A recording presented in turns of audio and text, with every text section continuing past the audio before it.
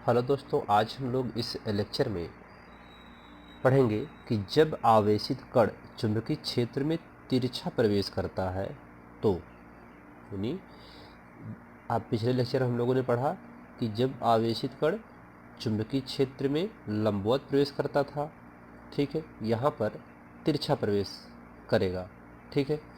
या उसकी दूसरी हेडिंग है कि जब आवेशित कण चुंबकीय क्षेत्र बी की दिशा में थीटा कोण यानी theta naught is equal to 0 degree, 90 degree, 180 degree यानी इन कोणों पर प्रवेश न करे, वह किसी और कोण से प्रवेश करे, तिरछा प्रवेश करे, ठीक है, बनाए, अर्थात चुंबकीय क्षेत्र तिरछा प्रवेश करे, ठीक है। तो ये इसमें हेडिंग है इसकी, ये पॉइंट हम आज इसमें पढ़ेंगे। तो पिछले लेक्चर में हम लोगों ने वहाँ पे क्या पढ़ा था? वहाँ पे ये था कि एक सर्कल का आकार बना लिया था जब कण चुंबकीय क्षेत्र में लंबवत प्रवेश करता है, यानी चुंबकीय क्षेत्र क्रॉस से दिखाए थे हम लोग। तो क्रॉस का मतलब क्या था कि चुंबकीय क्षेत्र की दिशा लंबवत नीचे की तरफ, और ये चुंबकीय क्षेत्र में कण लंबवत प्रवेश करता है जिसपे अभिकेंद्र बल लारेंज बल के कारण प्राप्त होता था। यहाँ पर यह अब जो चुंबकीय क्षेत्र है, ये चुंबकीय क्षेत्र, ठीक है, ये मान लीजिए चुंबकीय क्षेत्र है। अब इसमें जो कण प्रवेश करेगा वो प्रवेश करिए यहाँ पर है, ठीक है, ऐसे है। तो इधर भी वेग है और इधर भी वेग है। अब यहाँ से ये तिरछा प्रवेश करे ऐसे, ठीक है, इस तरीके से प्रवेश करता हुआ और जाए, ठीक। तो यहाँ पर इस चीज़ को देखेंगे, यानी थीटा जो है वह 0 डिग्री, 90 डिग्री और 180 डिग्री, यहाँ पर ये कोण नहीं बनेंगे। उसमें लंबवत 180 डिग्री, 0 डिग्री और 190 डिग्री हम लोग सब पढ़ चुके हैं पीछे इसके रूल्स। यहाँ पर अब यह ये कोण न बनाए, ठीक है, तब उसका चुंबकीय क्षेत्र क्या होगा? तो देखिए, जब आवेशित कण चुंबकीय क्षेत्र में तिरछा प्रवेश करता है तब बी दो घटकों में वियोजित हो जाता है। बी मतलब जो कण है वह चुंबकीय क्षेत्र में तिरछा प्रवेश कर रहा है और बी वेग से प्रवेश कर रहा है। तो जब बी वेग से प्रवेश कर रहा है तो बी वेग से प्रवेश करते समय वो दो घटकों में वियोजित हो जाता है, एक तो बी कॉस थीटा, एक B sine theta. B cos theta जो चुंबकीय क्षेत्र के समांतर होता है और बी साइन थीटा जो 90 डिग्री पर लंबवत होता है, ठीक है। अब यहाँ पर चुंबकीय क्षेत्र V एक ऋजुरेखी बनाता है, सही, समांतर घटक को कण पे क्या करता है, एक ऋजुरेखी बनाता है। ऋजुरेखा मतलब समांतर सीधा 180 डिग्री, और लंबवत घटक बनाता है, एक लंबवत और एक ऋजुरेखा, दो बनाता है, जिसके कारण कण का जो पथ होता है वह वृत्तीय मार्ग हो जाता है। इसे वृत्त में एक सर्पलीकार यानी वृत्त के आकार से ऐसे घूमते हुए जाता है। इन दोनों का परिमाण जो होता है वो कुंडली नुमा के रूप में प्राप्त हो जाता है। ये बी कॉस थीटा और बी साइन थीटा यानी ऋजुरेखी और लंबवत, ये जो दो घटकों में बी कण वियोजित होता है, वह क्या होता है कि वृत्तीय मार्ग में एक कुंडली, वृत्तीय मार्ग में चलता हुआ एक कुंडली का निर्माण करता है। तो जिसमें चुंबकीय क्षेत्र की दिशा क्या होती है, समांतर होती है। इसमें चुंबकीय क्षेत्र की दिशा क्या होती है, समांतर होती है। तो पहला जो वियोजन हुआ इसका, चुंबकीय क्षेत्र के समांतर घटक यानी पहला घटक बी कास थीटा होगा, ठीक है। बी का जो पहला घटक हुआ बी कास थीटा, और चुंबकीय क्षेत्र के लंबवत, ये लंबवत हुआ और ये उसके समांतर हुआ, तो समांतर का बी कॉस थीटा और ये बी साइन थीटा हुआ। घटक बी कॉस थीटा, घटक बी कॉस थीटा चुंबकीय क्षेत्र के समांतर होने के कारण कण को ऋजुरेखी पथ तथा घटक बी साइन थीटा कण को वृत्तीय पथ प्रदान करता है, ठीक है। ये दोनों मिलकर के एक ऋजुरेखी और ये लंबवत होने के कारण इसको क्या करते हैं, एक वृत्तीय पथ प्राप्त कर देते हैं, जिसके परिणाम स्वरूप कण का पथ कुंडली नुमा, कुंडलिनी के आधार आकार का अथवा सर्किलाकार प्राप्त होता है। सर्कल के आकार का या कुंडली के आकार का पथ उसका प्राप्त होता है उस कण का।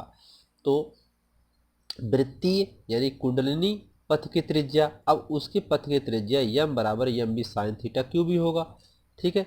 अब यह उसमें क्या करता है, वृत्तीय पथ में उसकी त्रिज्या क्या होगी, तो पीछे हम लोगों ने पढ़ के आया है। तो त्रिज्या जो होती है वृत्त की, उसमें जब कण लंबवत प्रवेश करता था तो r बराबर एम बी अपान क्यू भी हुआ करता था। यहाँ साइन थीटा है, v की जगह v साइन थीटा है। ठीक है। अब कण का आवर्तकाल t बराबर 2πr, यहाँ अपान b, सूत्र में क्या था, वहाँ पे v था। पीछे हम लोगों ने पढ़ करके आए पिछले लेक्चर में ही कि 2πr बटा b। ठीक है। अब एम बी क्या था, यहाँ पे क्यू बी था, तो क्यू बी, अब यहाँ पर जो वेग है उसका, अर्थात जो चाल है यहाँ पर b की जगह, वो क्या हो जाएगा, v, यहाँ देखिए चाल उसका क्या है यहाँ पे b साइन थीटा, इसमें तो v साइन थीटा हो जाएगा और 2πr। ठीक है। ये चाल है उसकी और ये दूरी है उसकी। ठीक है। उसका आवर्तकाल, तो आवर्तकाल इतना हुआ, t बराबर 2πb sine theta into are को बाहर कर लिए। आर का मान हम लोग यहाँ पे पाए हैं, उस मान को इसको यहाँ पे रख दिए। तो जब यहाँ पे इसका मान रखेंगे तो b साइन थीटा कट जाएगा, तो 2πm और क्यू बी बचेगा। तो t बराबर 2πm अपान क्यू बी बच गया ये। ठीक है। अब ये जो है आवर्तकाल के कुंडली का सूत्र है जो हम लोग पीछे ही प्राप्त किए थे इसको। अब इसमें पिच इसकी देखते हैं। अब पिच किसे कहते हैं, जो कुंडली है, जो कुंडली के आकार का बन रहा है, ऐसे वो गति कर रहा है, ऐसे ऐसे गति करते हुए जा रहा है, तो एक सर्कल के केंद्र से दूसरे सर्कल का जो केंद्र होता है वह पिच कहलाता है। PITCH, पिच क्या कहलाता है, पिच, दूरी जो होती है, यानी यहाँ से यहाँ तक क्या कहते हैं, पिच, यानी एक आवर्तकाल में तय की गई क्षैतिज दूरी को, यानी यहाँ से ये चला, यहाँ आया, फिर यहाँ चला, फिर यहाँ आया, तो इसका एक आवर्तकाल पूरा होता है यहाँ से यहाँ तक। तो जब एक आवर्तकाल पूरा होगा तो वही क्या कहलाएगा, पिच कहलाएगा। जैसे बोल्ट की आप चूड़ी देखें, ऐसी चूड़ी होती है ना, एक चूड़ी से दूसरे चूड़ी के जो बीच की दूरी होती है, उसका जो क्रस्ट होता है बीच का, उसके नोकों के दोनों के बीच की जो दूरी होती है उसे पिच कहते हैं। तो ठीक है, सेम उसी प्रकार से यहाँ भी है पिच।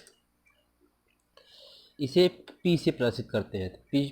पिच को किसे प्रदर्शित करते हैं, पी से प्रदर्शित करते हैं। पिच बराबर क्या होता है, क्षैतिज वेग गुणे आवर्तकाल, यानी क्षैतिज वेग में चलता है, पिच सीधा जाता है, और उसका आवर्तकाल समय जो लेता है एक पिच को पूरा करने में, तो क्षैतिज वेग क्या है, बी cos थीटा है, समांतर उसके चल रहा है, और आवर्तकाल टी होता है वी cos थीटा। टी बराबर हम लोगों ने प्राप्त किया 2πm क्यू बी, इसका टी का मान रख दिया गया, एक क्यू बी, तो यहाँ पे पूरा मान हो जाएगा 2πm B cos theta Q B, या इसको आप ऐसे भी लिख सकते हैं।